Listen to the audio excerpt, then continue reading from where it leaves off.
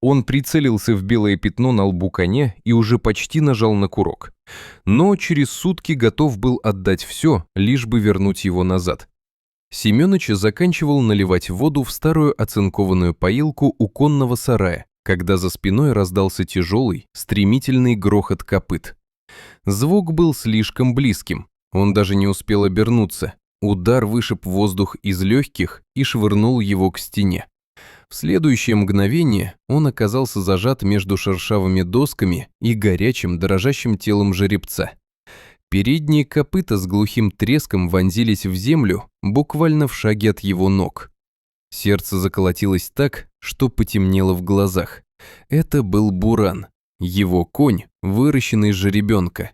9 лет вместе, мощный вороной с белым пятном на лбу и умным, спокойным взглядом. Но сейчас в глазах было не спокойствие, напряжение. Семёныч ждал нового удара, но его не последовало. Буран резко отступил, тяжело дыша, и мотнул головой, будто отгоняя что-то невидимое. Мужчина медленно сполз по стене.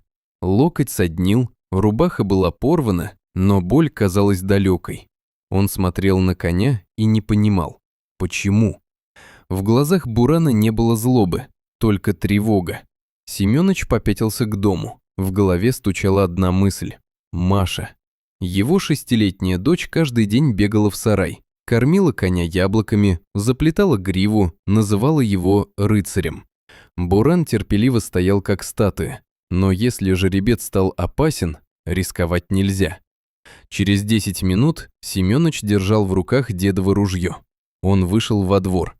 Буран стоял на прежнем месте. Их взгляды встретились. Мужчина поднял оружие, прицелился в белое пятно на лбу. Палец лег на спуск. Рука задрожала. «Ну почему?» — хрипло прошептал он. Конь не двигался, просто смотрел. Семёныч опустил ружье.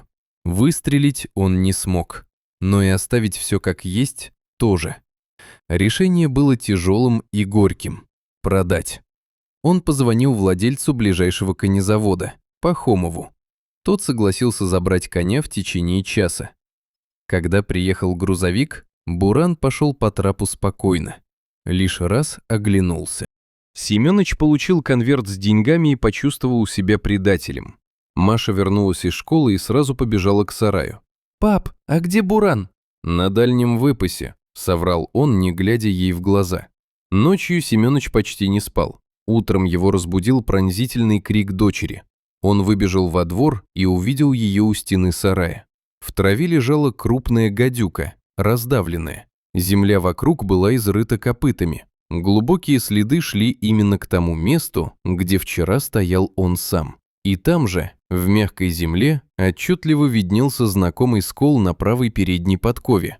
Мир будто перевернулся. Буран не нападал. Он заслонил его. Он бил копытами змею. Семёныч вскочил в старый УАЗ и рванул к конезаводу, не разбирая дороги. В голове звучало только одно – успеть. На заводе он увидел Бурана в загоне, третьим в очереди на осмотр.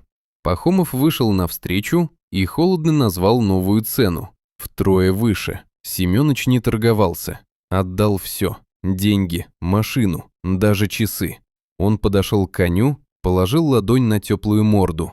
«Прости меня, друг». Буран тихо фыркнул и ткнулся ему в плечо. Домой они шли пешком, по обочине шоссе, через поле, мимо деревни. Когда они свернули к дому, навстречу выбежала Маша. Она обняла Бурана за шею и серьезно сказала: «Я знала, что он герой». Семёныч стоял рядом и смотрел, как конь спокойно пьет воду из той самой поилки. Он едва не лишился того, кто без колебаний защитил его и его ребенка. Иногда верность не кричит и не объясняется.